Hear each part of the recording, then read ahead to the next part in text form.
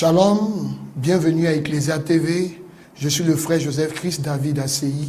Et ce matin, nous voulons vous parler d'un thème important.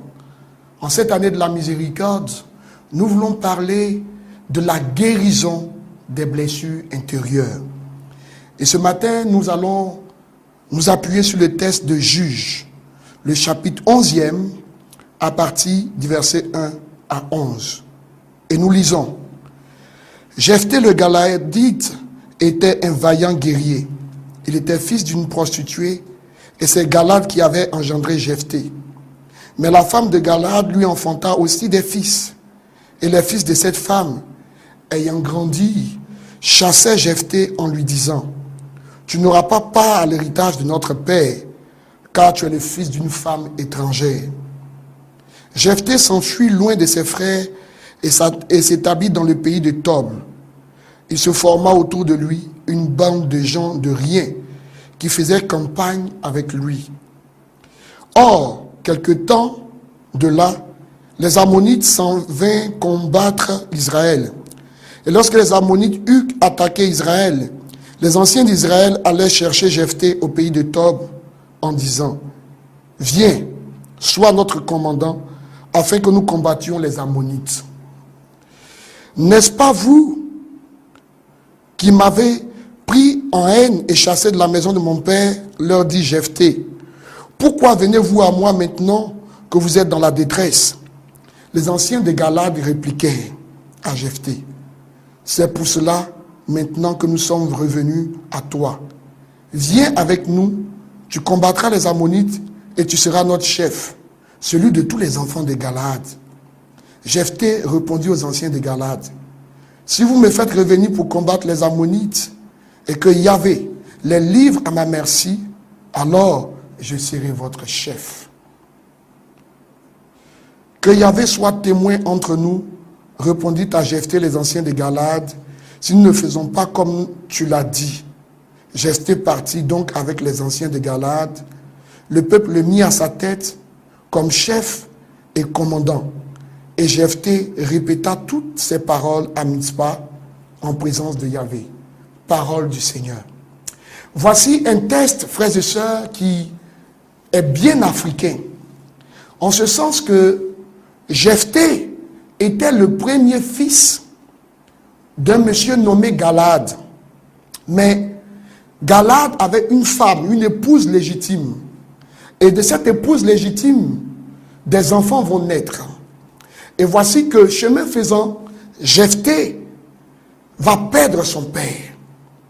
Et lorsque celui-ci va mourir, il va arriver une catastrophe dans la vie de Jephthé. Vous voyez, je dis c'est une histoire bien africaine parce que vous vous rendez compte que quand celui-ci va mourir, les frères de Jephthé vont commencer à lui en vouloir. Et on va commencer à lui rappeler ses origines.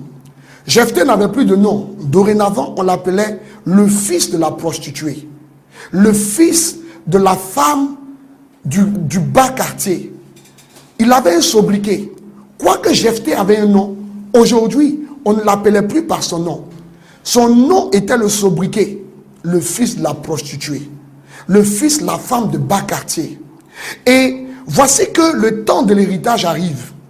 Et ses frères, qui sont les enfants de l'épouse légitime, vont se lever et ils vont dire: toi Jephthé, tu n'hériteras pas avec nous, parce que tu es le fils d'une autre.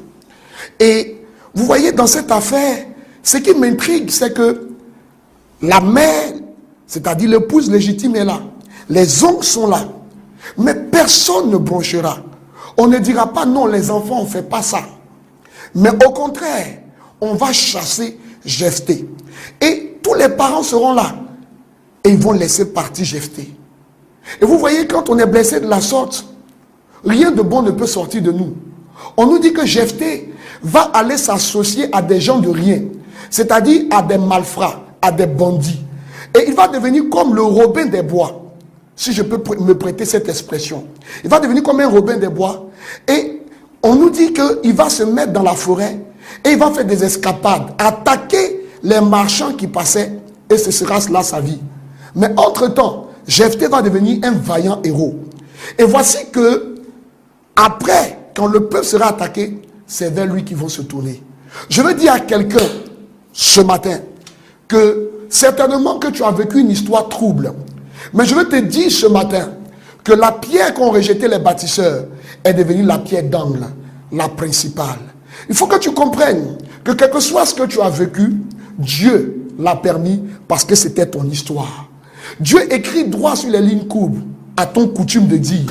Et c'est important. Il faut que nous comprenions qu'avec ce que Jephthé a vécu, rien ne présageait que Jephthé deviendrait par la suite juge en Israël. Rien ne prévalait de ce que Jephthé deviendrait un grand homme, un héros. Mais, après qu'il ait été chassé, Dieu a permis que les mêmes personnes qui l'ont chassé viennent à lui. Je veux te dire aujourd'hui que quel que soit ce que tu as vécu, tu deviendras la principale, la pierre de l'angle. On peut t'avoir chassé, on peut t'avoir humilié, mais ton histoire n'a pas encore pris fin. Parce que ce n'est qu'une virgule qui présage des lendemains heureux. Tu peux avoir été humilié, tu peux avoir été chassé, tu peux avoir été abandonné, mais Dieu n'a pas dit son dernier mot. C'est pourquoi je veux te dire, quel que soit ce que tu as vécu, ton histoire n'est pas encore terminée, tant que Dieu n'a pas dit que cela est fini. Je veux nous faire comprendre quelque chose. Jephthé ici est le fils d'une prostituée. Mais cela ne voulait pas dire que parce qu'il n'était sorti de rien, il n'allait devenir rien. Son histoire n'était pas « tu ne seras rien ». Mais, quoique Jephthé ait vécu ces choses, la grâce de Dieu s'est manifestée dans sa vie. Mais je vais nous parler ce matin des blessures. Vous voyez, Jephthé a été blessé à plusieurs niveaux. Un, il naît dans une famille où il est le fils illégitime. Et vous voyez un peu, quand on est un fils illégitime, et qu'on vient à la maison, il y a notre maman de circonstances qui est là. Et qu'est-ce que Jephthé va vivre? Il va vivre les pires atrocités. Et surtout après le décès de son père. Je ne sais pas ce que tu as vécu.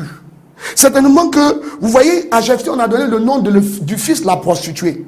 Ce qui veut dire quoi? Jephthé avait un sobriquet. Peut-être que dans ton enfance, on t'a donné des sobriquets. Le fils de la prostituée. On a dit de toi que tu ne serais rien. On a dit de toi que peut-être que tu avais des plaies sur la tête. Peut-être que tu avais des malformations au niveau de ton visage. Et à cause de ces malformations, à cause de ces plaies, on t'a donné un sobriquet. Peut-être que quand tu dormais, tu mouillais le lit. C'est-à-dire, comme on le dit couramment, tu faisais pipi au lit. Mes frères et sœurs, à cause de cela, on t'a donné le nom de mouilleur de couche. Et tu as grandi avec ce sobriquet. Et tu n'aimais pas entendre cela. C'est la vérité. Parce que qui aimerait qu'on l'appelle par un sobriquet alors qu'il a un nom? Et ce sont des choses qui blessent des hommes dans leur enfance. On a coutume de dire, comme le dit le philosophe, que l'enfant est le père de l'homme. Et toutes les blessures que nous avons vécues dans notre enfance peuvent influencer notre lendemain. Jephthé avait ce sobriquet, le fils de la prostituée. Tu as vécu peut-être une histoire similaire. Mais vous voyez, après le décès de son père, Jephthé n'avait plus d'avocat. Il n'avait plus de défenseur. Alors il peut recevoir toutes sortes d'injures. Et c'est sûr que dans cette maison, quand Jephthé faisait quelque chose, on disait tu es bête. Tu ne seras rien. Toi, le fils de la prostituée là, qu'est-ce qui peut sortir de bon de toi? Certainement, il avait l'habitude d'entendre ces choses. Et vous voyez, quand tu entends ces choses, cela va influencer ton potentiel.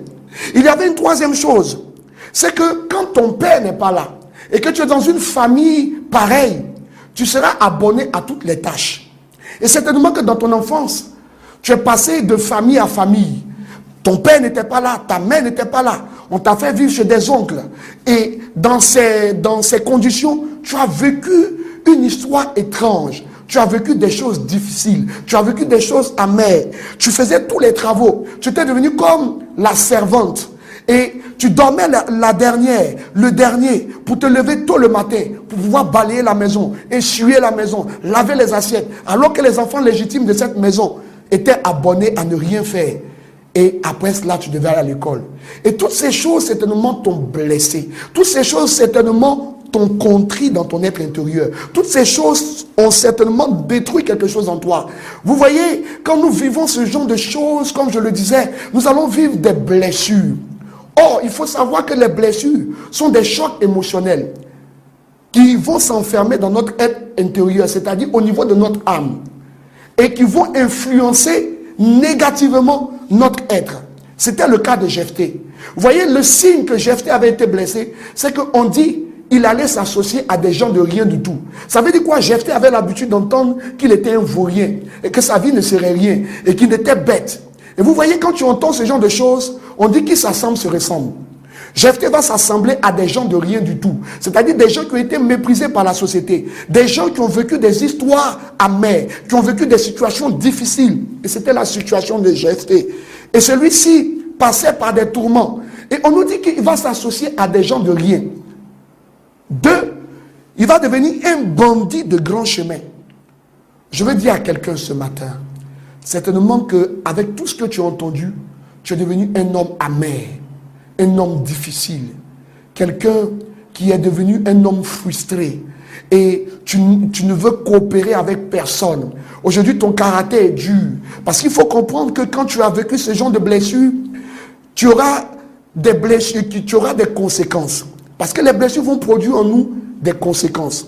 La première chose, c'est que les blessures vont influencer notre caractère.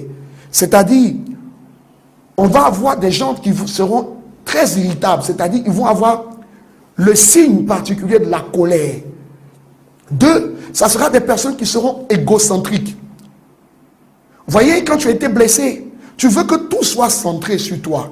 Les autres n'existent pas. C'est alors qu'on va parler de moi, de moi, de moi, de moi et de personne. On voudra que tout tourne autour de nous.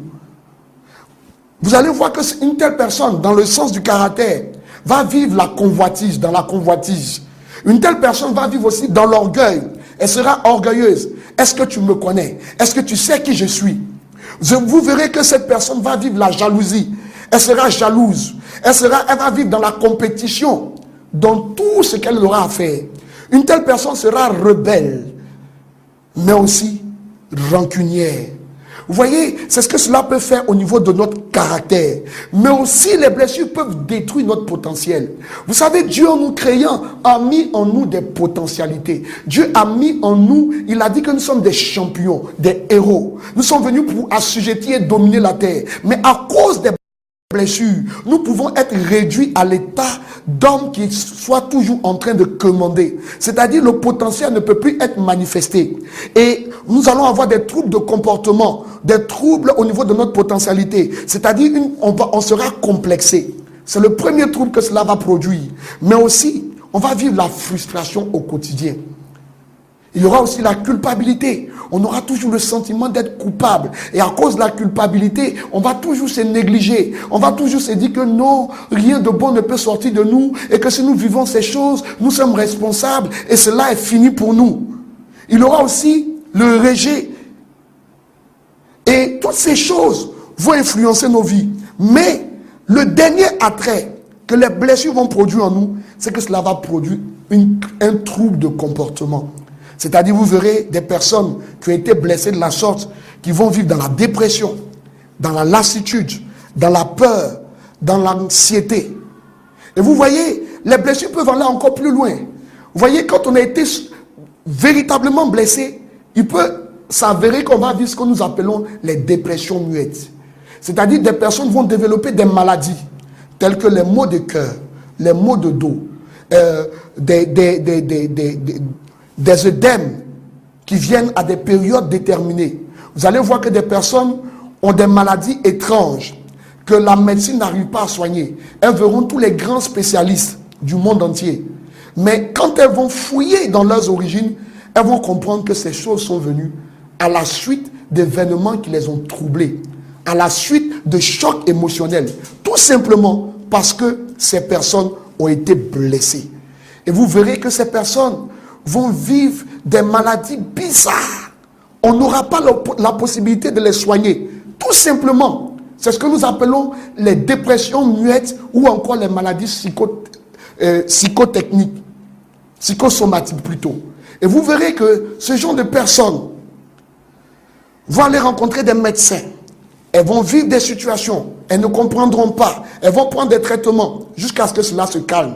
Mais si elles fouillent bien dans leur histoire, elles vont comprendre que chaque fois qu'elles rencontrent des personnes qui leur rappellent des souvenirs douloureux, elles vont commencer à développer ces maladies, qu'on appelle des maladies psychosomatiques ou encore les dépressions muettes. Et vous voyez, les blessures nous détruisent parce que les blessures sont capables de nous faire perdre la perception de notre propre personne. C'est-à-dire, on ne saura pas qui on est. Et toutes ces choses vont influencer notre vie. Je ne sais pas ce que tu as vécu. Je ne sais pas par quoi est-ce que tu es passé. Mais je veux te dire que notre Dieu est le Dieu qui guérit. Il est écrit dans le livre saint, dans le psaume 147, à partir du verset 3. Il dit, je suis le Dieu qui te guérit et qui pense tes blessures. Quel que soit ce que tu as vécu, ton histoire n'est pas terminée. Depuis des milliers d'années, notre Dieu a prophétisé que tu pourrais guérir. Et vous voyez, Dieu est capable de nous guérir. Dieu est capable de nous restaurer. Dieu est capable de changer notre histoire. Mais pour cela, il nous faut prendre la décision de guérir. Vous voyez, il est écrit dans le livre saint qu'une femme nommée Marie-Madeleine, à cause des blessures qu'elle avait vécues, en tant qu'une femme juive, elle connaissait la Torah, elle connaissait la loi. Mais comment quelqu'un qui connaissait la loi pouvait se retrouver à se prostituer? Mais cela n'était que le signe de sa blessure. Elle avait certainement entendu qu'elle n'était rien et qu'elle ne pouvait servir à rien. Alors, tout ce qu'elle pouvait apporter aux hommes, c'était le temps où ces hommes venaient avoir des rapports avec elle. C'était en ce moment précis qu'elle trouvait de la valeur. Alors, à cause de cette blessure, du fait qu'elle avait été méprisée dans son enfance, cette femme se livrait ça et là aux hommes. Mais jusqu'au jour où elle va rencontrer le Seigneur de gloire, jusqu'au jour où elle va rencontrer le Seigneur Jésus-Christ. Et celui-ci, au lieu de lui proposer la loi du talion, va lui dire, moi non plus, je ne te condamne. Et il est écrit que cette femme, à partir de ce jour, sera guérie. Elle va quitter ce métier de prostitution et elle va commencer à suivre le Seigneur. Je veux te dire que ton histoire peut changer comme cette femme, Marie-Madeleine. Ton histoire peut changer comme Jephthé, son histoire a été changée. Je veux te dire une chose, le signe que Jephthé était blessé, c'est qu'on nous dit ici que lorsque ces hommes sont allés le chercher, Jephthé a commencé à rappeler ce qu'on lui a fait. Il dit, ne m'avez-vous pas chassé de la maison de mon père? Pourquoi venez-vous me chercher maintenant que vous êtes dans le tourment? Vous voyez, quand on est blessé, on est toujours en train de rappeler ce qu'on nous a fait. Et souvent, on refuse de reconnaître que nous sommes blessés.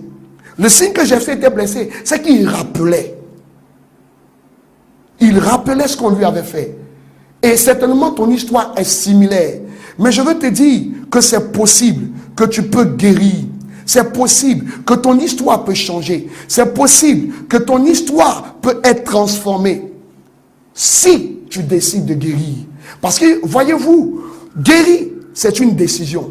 Guérir, c'est une décision. Dieu ne peut pas nous guérir malgré nous. Vous voyez, certaines personnes sont blessées et elles aiment ça. Tant qu'elles peuvent faire pitié pour qu'on les aide, elles ne décident pas de guérir. D'autres personnes aiment les blessures qu'elles vivent parce qu'elles peuvent s'en servir pour manipuler les autres. Et je veux te dire ce matin, aussi longtemps que tu vivras dans tes blessures, tu auras des troubles de caractère, tu auras des troubles de ton potentiel, mais aussi des troubles du comportement et les maladies que cela peut générer. Mais je veux te dire ce matin, pour que tu guérisses, la balle est dans ton camp. Il faut que tu décides de guérir. Parce que pour guérir, il faut reconnaître que nous sommes blessés. C'est la première condition. Parce que beaucoup de personnes disent, non, je ne suis pas blessé. Non, ce qu'on m'a fait, j'ai pardonné. Alors que vous savez une chose, l'homme est comme un ordinateur. Il a en lui ce qu'on appelle une matrice. Et tout ce que nous vivons va s'enfermer au niveau de notre âme, qu'on appelle des mémoires. Et l'homme a plusieurs mémoires. Et ces mémoires vont enregistrer ces choses.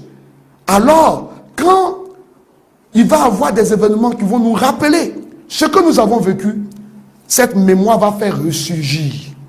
Alors, on va commencer à souffrir. Et souvent, nous disons que nous sommes guéris, nous ne sommes pas blessés, alors que ces choses nous détruisent l'intérieur. Il nous faut reconnaître, pour guérir, la première condition, c'est de reconnaître que nous sommes blessés. Reconnaître d'abord que j'ai été troublé, j'ai été traumatisé.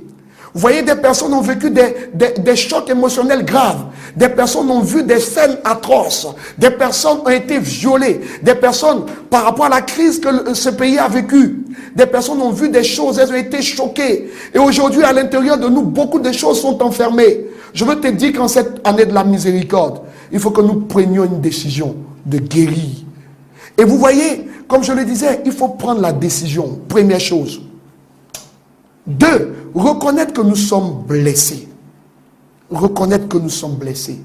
Et quand nous reconnaissons que nous sommes blessés, il nous faut faire la démarche de guérison. Parce qu'il nous faut nous approcher de Dieu. Vous voyez, les psychologues peuvent nous aider. Mais je veux nous dire une vérité. Le psychologue ne pourra nous aider qu'à 90%. La seule personne qui est capable de nous guérir de nos blessures, c'est Dieu. Seul lui est capable de nous guérir 100%. Et il nous faut nous approcher de Dieu. Il nous faut nous approcher de Dieu. Et quand nous approchons de Dieu, la première chose que nous devons faire, c'est de pouvoir repérer toutes ces personnes qui nous ont blessés. Toutes ces scènes qui nous ont blessés. Toutes ces choses qui nous ont amenés à devenir aussi amers. Deuxième chose, il nous faut révéler ces choses à Dieu. C'est-à-dire, ouvrir notre cœur à Dieu. Dis à Dieu, Seigneur, je reconnais que je suis blessé. Seigneur, tu vois, telle personne m'a fait du mal. Seigneur, j'ai vu telle scène et ma mémoire l'a enregistrée. Et je suis troublé, je suis perturbé par cette chose. Certainement que quelqu'un de ton entourage t'a fait vivre les pires atrocités. Et cela est enfermé en toi. Il faut que tu l'avoues à Dieu. Et la troisième démarche, quand nous approchons de Dieu, c'est de pardonner. Frères et sœurs, oui, il ne peut y avoir de guérison sans pardon. Parce que tant que nous ne décidons pas de pardonner, nous allons vivre l'amertume, les ressentiments, les rancunes. Il nous faut prendre la décision de pardonner. Vous savez, le pardon est une puissance qui libère. Le pardon est l'âme des hommes forts. Aussi longtemps que nous restons sur tout ce qu'on nous a fait, nous sommes faibles, nous sommes vulnérables. Et souvent, quand nous sommes blessés et que nous n'arrivons pas à pardonner, nous prions par rapport à nos émotions. C'est-à-dire, nous sommes là à dire à Dieu, Seigneur, fais ceci pour moi, pour que les gens reconnaissent. Fais ceci pour moi, pour que les gens voient ce que je suis devenu. Jacques dit, vous priez mal.